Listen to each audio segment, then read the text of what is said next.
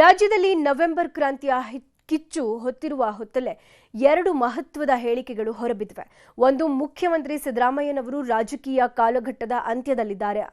ಇನ್ನು ಯತೀಂದ್ರ ಮಾತು. ಇನ್ನೊಂದು, ಉಪಮುಖ್ಯಮಂತ್ರಿ ಡಿಕೆ ಶಿವಕುಮಾರ್ ಮಂತ್ರಾಲಯದಲ್ಲಿರುವ ಮುಖ್ಯಮಂತ್ರಿ ಆಸೆ ಈಡೇರಿಸುವಂತ ಕಟ್ಕೊಂಡ ಹರಕೆ.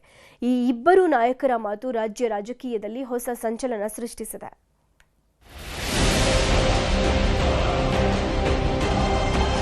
ಯಾವಾಗಲೂ ವ್ಯಕ್ತಿ ಪೂಜೆ ಮಾಡೋಕೆ ಹೋಗಬಾರದು, ಪಕ್ಷದ ಪೂಜೆಯನ್ನ ಮಾಡಬೇಕು. ಈ ಗುಂಪು ರಾಜಕಾರಣ ಮಾಡಕ್ಕೆ ಯಾವತ್ತೂ ಅವಕಾಶ ಕೊಟ್ಟಿಲ್ಲ. ಅವರ ರಾಜಕೀಯ ಬದುಕಿನ ಕೊನೆ ಘಟ್ಟದಲ್ಲಿದ್ದಾರೆ. ಅಂತ ಸಮಯದಲ್ಲಿ ಮಾರ್ಗದರ್ಶನ ಮಾಡೋದಕ್ಕೆ ನಾಯಕರು ಬೇಕು. ಸರ್ ಜಾರಕಿಹೊಳಿ ಅವರು ಅಂತ ಒಂದು ಜವಾಬ್ದಾರಿ ವಹಿಸ್ಕೋತಾರೆ.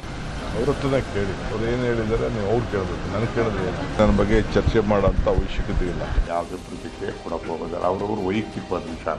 ಯಾವ ಕ್ರಾಂತಿ, ಎಲ್ಲಿ ಕ್ರಾಂತಿ ಆಯಿತು? ಸೆಪ್ಟೆಂಬರ್ ಕ್ರಾಂತಿ ಹೇಳಿದ್ರೆ ಆಯ್ತಾ? ಅಕ್ಟೋಬರ್ ಕ್ರಾಂತಿ ಆಯ್ತಾ? ಸಿದ್ದರಾಮಯ್ಯ ನಂತರ ಸತೀಶ್ ಉತ್ತರಾಧಿಕಾರಿ. ಸಣ್ಣ ಪಟಾಕಿಯಲ್ಲ, ಆಟಮ್ ಬಾಂಬ್ ಸ್ಫೋಟ. ಕಾಂಗ್ರೆಸ್ನೊಳಗೆ ನವೆಂಬರ್ ಕ್ರಾಂತಿ, ಅಧಿಕಾರ ಹಸ್ತಾಂತರ, ಸಂಪುಟ ಪುನರಚನೆ, ಹೀಗೆ 10 ಹಲವು ವಿಚಾರಗಳು ಮತ್ತೆ ಮುನ್ನೆಲೆಗೆ ಬಂದಿವೆ.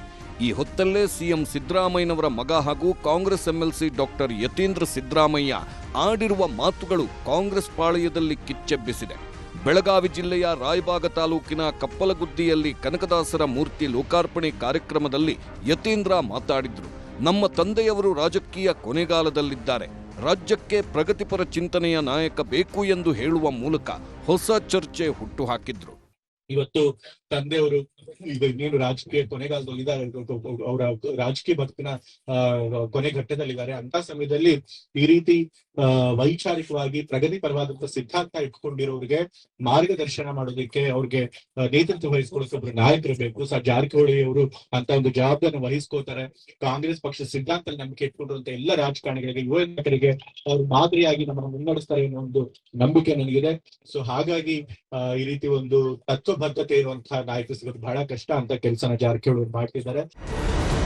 ಒಂದ್ ಕಡೆ ಯತೀಂದ್ರ ಸಿದ್ದರಾಮಯ್ಯ ಹೀಗೆ ಹೇಳುತ್ತಿರುವಾಗಲೇ ಉಪಮುಖ್ಯಮಂತ್ರಿ ಡಿಕೆ ಶಿವಕುಮಾರ್ ಇಷ್ಟಾರ್ಥ ಸಿದ್ಧಿ ಪೂಜೆಯಲ್ಲಿ ತೊಡಗಿದ್ರು. ಇಡೀ ದಿನ ರಾಯಚೂರಿನ ಪವರ್ಫುಲ್ ದೇವರುಗಳ ದರ್ಶನ ಪಡೆದ್ರು.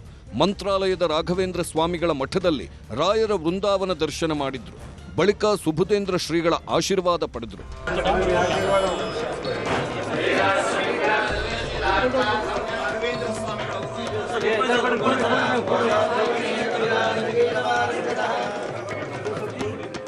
ಬೃಂದಾವನ ದರ್ಶನದ ಬಳಿಕ ಮೂಲರಾಮದೇವರ ವಿಶೇಷ ಪೂಜೆಯಲ್ಲಿ ಭಾಗಿಯಾದರು.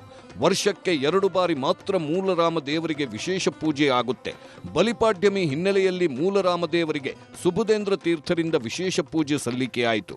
ಪೂಜೆಯಲ್ಲಿ ಪಾಲ್ಗೊಂಡ ಡಿಕೆ ಶಿವಕುಮಾರ್ ಕುಟುಂಬ ನಾಡಿನ ಒಳಿತಿಗೆ ಪ್ರಾರ್ಥಿಸಿದ್ರು.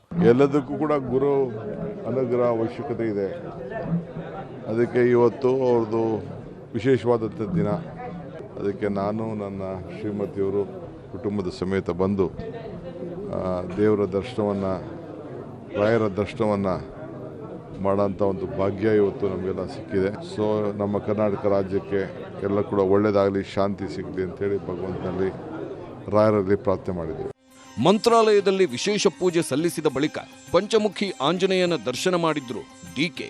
ಹರಕೆ ಹೊತ್ತಿದ್ದ ಡಿಕೆ ಮನೋವಾಂಚಲ್ಯ ಸಿದ್ಧಿ ಅರ್ಚನೆ ಮಾಡಿಸಿದ್ರು. ಪಂಚಮುಖಿ ಆಂಜನೇಯನ ಸನ್ನಿಧಾನದಲ್ಲಿ ಮನೋವಾಂಚಲ್ಯ ಅರ್ಚನೆ ಮಾಡಿಸಿದ್ರೆ ಸಿದ್ಧಿ ಪ್ರಾಪ್ತಿಯಾಗುತ್ತೆ ಅನ್ನೋದು ಪ್ರತೀತಿ. ಹಾಗಾಗಿ ಕುಟುಂಬ ಸಮೇತವಾಗಿ ಅರ್ಚನೆ ಮಾಡಿಸಿದ್ರು. ಅವರು ಮನಸ್ಸಿನಲ್ಲಿ ನಾನು ಮುಖ್ಯಮಂತ್ರಿ ಆಗಬೇಕಂತ ಆಸೆ ಇದೆ. ಆ ಆಸೆನೆ ರಾಯರ ದರ್ಶನ ಮತ್ತು ಪಂಚಮುಖಿ ಪ್ರಾಣ ದರ್ಶನ ಮಾಡ್ಕೊಂಡಿದ್ದಾರೆ. ಬಹಳ ಜನ ಎಲ್ಲ ಲೀಡರ್ಗಳೆಲ್ಲ ಬಂದಿದ್ರು, ಮಂತ್ರಾಲಯಕ್ಕೆ ಬಂದು ಹೋಗಿದ್ದಾರೆ. ಹೋದ್ಮೇಲೆ ಅವ್ರ ಕೆಲಸ ಆಗಿದೆ ಮತ್ತು ಅವತ್ತು ಸಂಕಲ್ಪ ಮಾಡ್ಕೊಂಡು ಹೋಗಿದ್ರು. ಆ ಉಪಯೋಗ ಈಗ DCM ಆಗಿ ಬಂದಿದ್ದಾರೆ. ಎಲ್ಲ ಪೂಜೆ, ಪ್ರಾರ್ಥನೆ, ಸಂಕಲ್ಪದ ಬಳಿಕ ರಾಯಚೂರು ತಾಲೂಕಿನ ಪಂಚಮುಖಿ ಗಾಣದಾಳದಲ್ಲಿ ನಡೆದ ಪಕ್ಷದ ಕಾರ್ಯಕ್ರಮದಲ್ಲಿ ಡಿಕೆ ಶಿವಕುಮಾರ್ ಪಾಲ್ಗೊಂಡಿದ್ದರು. ಪಕ್ಷನಿಷ್ಠೆ, ತ್ಯಾಗದ ಮಾತುಗಳನ್ನಾಡಿದ್ರು. ಈ ಮೂಲಕ ತ್ಯಾಗ ಮಾಡಿರುವ ಡಿಕೆಶಿಗೆ ಒಂದಲ್ಲ ಒಂದು ದಿನ ಅಧಿಕಾರ ಸಿಕ್ಕೇ ಸಿಗುತ್ತೆ ಎಂಬ ಆಶಾವಾದ ವ್ಯಕ್ತಪಡಿಸಿದ್ರು. ಅದೇ ಬಿಜೆಪಿ ಪರಿಸ್ಥಿತಿ ಏನಾಗಿದೆ, ಮನೇಲಿ ಕೂತ್ಕೊಂಡು ಲೆಕ್ಕ ಹಾಕೊಂಡು ಕೂತವ್ರೆ, ನೋಡ್ಕೊಂಡು ಬೀಳ್ತದೆ ಬೀಳ್ತದೆ ಬೀಳ್ತದೆ ಅಂತ ಕಾಯ್ಕೊಂಡು ಕೂತವ್ರೆ. 2028ಕ್ಕೆ ಮತ್ತೆ ಏನು ಈ ಕಾಂಗ್ರೆಸ್ ಇದೆಯಲ್ಲ, ಈ ರಾಷ್ಟ್ರದ ಜಗದ ಬಣ್ಣ, ಈ ದೇಶಕ್ಕೆ ಸ್ವಾತಂತ್ರ್ಯ ತಂದುಕೊಟ್ಟದ್ದು ಈ ದೇಶಕ್ಕೆ ಸಂವಿಧಾನ ತಂದುಕೊಟ್ಟಿದ್ದು, ಈ ದೇಶಕ್ಕೆ ರಾಷ್ಟ್ರಧ್ವಜ ತಂದುಕೊಟ್ಟಿದ್ದು ನಿಮ್ಮ ಕಾಂಗ್ರೆಸ್. ಮತ್ತೆ ಅಧಿಕಾರಕ್ಕೆ ಬರ್ತದೆ, ಸೇವಾ ಮನೋಭಾವ ಇಟ್ಕೊಂಡು ನೀವು ಸೇವೆ ಮಾಡ್ತೀರಿ, ಸಮಾಜ ನಿಮ್ಮನ್ನ ಗುರುಸ್ತದೆ. ನಾನು ಯಾವಾಗಲೂ ಒಂದು ಮಾತು ಹೇಳ್ತಾ ಇರ್ತೀನಿ, ಪಕ್ಷಕ್ಕಿನ್ನ ವ್ಯಕ್ತಿ ಯಾವ ಕಾರಣಕ್ಕೂ ದೊಡ್ಡವರಿಲ್ಲ. ಯಾವಾಗಲೂ ವ್ಯಕ್ತಿ ಪೂಜೆ ಮಾಡೋಕೆ ಹೋಗ್ಬಾರ್ದು. ನೀವೇನಿದ್ರು ಪಕ್ಷದ ಪೂಜೆಯನ್ನ ಮಾಡಬೇಕು. ನಾನು ಯಾವಾಗಲೂ ಈ ಗುಂಪು ರಾಜಕಾರಣ ಮಾಡಕ್ಕೆ ಯಾವತ್ತೂ ಅವಕಾಶ ಕೊಟ್ಟಿಲ್ಲ. ಗುಂಪು ಮಾಡ್ಬೇಕಾದ್ರೆ ಏನು ಬೇಕಾದ್ರೂ ಮಾಡಬಹುದಾಗಿತ್ತು, ಅದರಿಂದ ಏನು ಪ್ರಯೋಜನ ಆಗಿಲ್ಲ. ಕಾಂಗ್ರೆಸ್ ಪಕ್ಷ ಇದ್ರೆ ನೀವೆಲ್ಲ. ಹೀಗೆ ಎಲ್ಲ ಕಾರ್ಯಕರ್ತರನ್ನ ಹುರಿದುಂಬಿಸಿದ ಡಿಕೆ ಶಿವಕುಮಾರ್ ಸಿದ್ದರಾಮಯ್ಯನವರ ಮಗ ಯತೀಂದ್ರ ಮಾತಿಗೂ ಟಾಂಗ್ ಕೊಟ್ರು. ಯತೀಂದ್ರ ಏನು ಹೇಳಿದ್ದಾರೆ ಅವರನ್ನೇ ಕೇಳಿ, ನನ್ನ ಬಗ್ಗೆ ಯಾರೂ ಚರ್ಚೆ ಮಾಡುವ ಅವಶ್ಯಕತೆ ಇಲ್ಲ. ನಾನು ಸಿದ್ದರಾಮಯ್ಯ ಏನು ಹೇಳಿದ್ದೇವೆ, ಪಾರ್ಟಿ ಏನು ಹೇಳುತ್ತೆ ನಾವು ಒಟ್ಟಿಗೆ ಕೆಲಸ ಮಾಡ್ಕೊಂಡು ಹೋಗ್ತೀವಿ ಅಂತ ಹೇಳಿದ್ದೀವಿ, ಅದಕ್ಕೆ ನಾನು ಬದ್ಧನಾಗಿದ್ದೇನೆ ಎಂದ್ರು. ಅವ್ರ ಹತ್ರನೇ ಕೇಳಿ, ಅವ್ರು ಏನು ಹೇಳಿದ್ದಾರೆ ನೀವು ಅವ್ರು ಕೇಳಬೇಕು, ನನಗೆ ಕೇಳಿದ್ರೆ ನನಗೇನು ಅವಶ್ಯಕತೆ, ಯಾರು ನನ್ನ ಬಗ್ಗೆ ಚರ್ಚೆ ಮಾಡೋಂಥ ಅವಶ್ಯಕತೆ ಇಲ್ಲ. ನಾನು ಸಿದ್ದರಾಮಯ್ಯನವ್ರು ಏನು ಹೇಳಿದ್ದೀವಿ, ಪಾರ್ಟಿ ಏನು ಹೇಳ್ತದೆ ನಾವು ಒಟ್ಟಿಗೆ ಸೇರಿ ಕೆಲಸ ಮಾಡ್ಕೊಂಡು ಹೋಗ್ತೀವಿ ಅಂತ ಆ ಕೆಲಸಕ್ಕೆ ನಾನು ಬದ್ಧನಾಗಿದ್ದೀನಿ. ಹೀಗೆಲ್ಲ ಚರ್ಚೆಗಳು ನಡೆಯುತ್ತಿರುವಾಗಲೇ ಯತೀಂದ್ರ ಉಲ್ಟಾ ಹೊಡೆದ್ರು. ಕೊನೆಯ ದಿನ ಅಂದ್ರೆ ನಾಳೆಯೇ ಕೊನೆಯ ದಿನ ಅಲ್ಲ, 2028ರ ಚುನಾವಣೆ ಗಮನದಲ್ಲಿಟ್ಟುಕೊಂಡು ಹೇಳಿದ್ದೇನೆ ಎಂದು ಸ್ಪಷ್ಟನೆ ಕೊಟ್ಟರು. ಹಾಗೆ ಸಿದ್ದರಾಮಯ್ಯ ಹೊರತುಪಡಿಸಿದ್ರೆ ಅವರ ಸ್ಥಾನ ತುಂಬುವ ಶಕ್ತಿ ಸತೀಶ್ ಜಾರಕಿಹೊಳಿಗೆ ಖಂಡಿತ ಇದೆ. ಅದೇನಿದ್ರೂ ತಂದೆಯವರು ರಾಜಕೀಯ ನಿವೃತ್ತಿಯಾದ ಬಳಿಕ ಎಂದ್ರು. ತಂದೆಯವರು ಯಾವಾಗಲೂ ಕೂಡ ಸಾಮಾಜಿಕ ನ್ಯಾಯದಲ್ಲಿ ನಂಬಿಕೆ ಇಟ್ಕೊಂಡಿರುವಂಥದ್ದು, ಕಾಂಗ್ರೆಸ್ ಜಾತ್ಯತೀತ ಸಿದ್ಧಾಂತ ನಂಬಿಕೆ ಇಟ್ಕೊಂಡಿರೋದು. ಅದೇ ಸಿದ್ಧಾಂತಗಳಲ್ಲಿ ಸತೀಶ್ ಜಾರಕಿಹೊಳಿ ಕೂಡ ನಂಬಿಕೆ ಇಟ್ಕೊಂಡು ಅದೇ ಪ್ರಕಾರ ನಡ್ಕೊಂಡು ಹೋಗ್ತಿರೋರು. 2028 ಆದಮೇಲೆ ಚುನಾವಣೆಗೆ ತಂದೆಯವ್ರು ನಿಂತ್ಕೊಳ್ಳಲ್ಲ ಅಂತ ಹೇಳಿದ್ದಾರೆ. ಸೊ ಅದಾದಮೇಲೆ ಆ ಕಾಂಗ್ರೆಸ್ ಸಿದ್ಧಾಂತನ ಇಟ್ಕೊಂಡು, ಜಾತ್ಯತೀತ ಸಿದ್ಧಾಂತ ಇಟ್ಕೊಂಡು ಎಷ್ಟೊಂದು ಜನ ರಾಜಕಾರಣಿಗಳು ಇದ್ದಾರೆ ನಮ್ಮ ಪಕ್ಷದಲ್ಲಿ, ಬಹಳಷ್ಟು ಯುವ ರಾಜಕಾರಣಿಗಳಿದ್ದಾರೆ. ಸೊ ಅವ್ರನ್ನೆಲ್ಲ ಅವ್ರು ಲೀಡ್ ಮಾಡಲಿ, ಅವ್ರಿಗೆಲ್ಲರೂ ಮಾರ್ಗದರ್ಶನ ಕೊಡಲಿ ಅಂತ ಅಷ್ಟೇ. ನಾನು 2028 ಗಮನದಲ್ಲಿ ಇಟ್ಕೊಂಡು ನಾನು ಹೇಳಿದ್ದು ಕೊನೆ ದಿನ ಅಂತಂದ್ರೆ ನಾಳೆ ಕೊನೆ ದಿನ. ಸೈದ್ಧಾಂತಿಕವಾಗಿ ರಾಜಕಾರಣ ಮಾಡೋರಿಗೆ ಅವರು ಲೀಡ್ ಮಾಡಲಿ, ಯಾಕಂದ್ರೆ ಕೂಡ ಅವರು ಕೂಡ ಒಬ್ಬ ಸೈದ್ಧಾಂತಿಕ ರಾಜಕಾರಣಿ. ಸೊ ಅಂಥವ್ರನ್ನ ಅವ್ರು ಲೀಡ್ ಮಾಡಲಿ.